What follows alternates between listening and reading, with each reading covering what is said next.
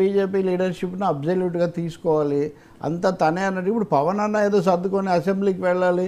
లేకపోతే మనం ఈసారి ప్రాతినిధ్యం పొందాలి అని తెలుగుదేశం దగ్గర కొంత ఉండొచ్చు.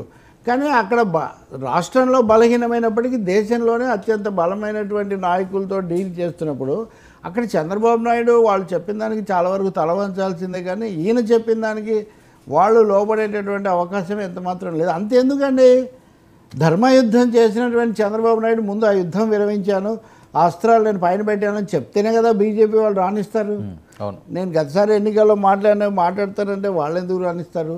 కాబట్టి ఇక్కడ పూర్తిగా ఆయన లోబడిపోతున్నాడు. ఒక విధంగా చెప్పాలంటే ఆయన బీజేపీ ఆధిపత్యానికి తల ముందే వంచాడు. ఆయన ఎందుకు చెప్పాల్సి వచ్చిందంటే ఆయన నేను ఏ రోజు మోడీ నాయకత్వాన్ని నేను చేయలేదు, నేను ఎప్పుడు మద్దతుదారుగా ఉన్నాను, మోడీ విజన్ను నేను ఎప్పుడు కోరుతూ ఉన్నాను అని.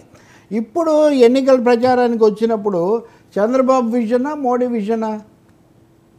ఈ ఎన్నికల్లో ప్రధానంగా ఎన్డీఏగా వాళ్ళు వస్తే మోడీ విజన్ వర్సెస్ చంద్రబాబు విజన్లో ఏ విజన్, ఆంధ్రప్రదేశ్ విజన్ లేదని మనందరి గొడవ. ఎందుకంటే ఏపీకి ఏం మేలు జరగలేదని. సో ఇక్కడ పవన్ యొక్క గ్లామర్ను వీళ్ళిద్దరు, ఇక్కడ పవన్ ఇద్దరికి కావాల్సిన వాడు అయ్యాడు ఒక విధంగా చెప్పాలంటే. ఇటు పొత్తు కుదుర్చుకున్నాడు, అటువైపు కూటమిలో ఉన్నాడు. ఇద్దరికి కూడా పవన్ గ్లామరు, పవన్కున్న సోషల్ బేస్ చాలా అవసరం.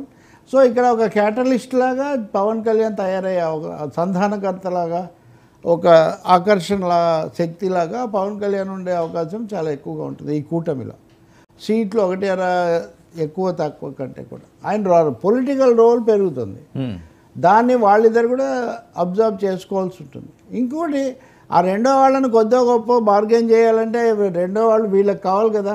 కాబట్టి ఇద్దరు కూడా పవన్ కళ్యాణ్ ఉపయోగించుకునే అవకాశము, పవన్ కళ్యాణ్ మీద జనసేనను తమ మధ్యలో తీసుకునే అవకాశం చాలా ఎక్కువ ఉంటుంది. సరే, చాలా మందిలో ఉన్న అనుమానాలు అవనియండి, లేకపోతే వాళ్ళు మాట్లాడుతున్న అంశాలు అవనియండి, ఈసారి ఈ ఎన్నికలకు సంబంధించి చంద్రబాబు నాయుడు గారు మీరు చెప్పినట్లుగానే తల వంచారు, ఎట్టి పరిస్థితుల్లో కావాలి అనుకుంటున్నారు. కాబట్టి ఈ టైంలో పవన్ కళ్యాణ్ గారు అంటే ఖచ్చితంగా మోదీ గారికి అత్యంత మిత్రుడిగానే ఆయన ఆదరిస్తున్నాడు.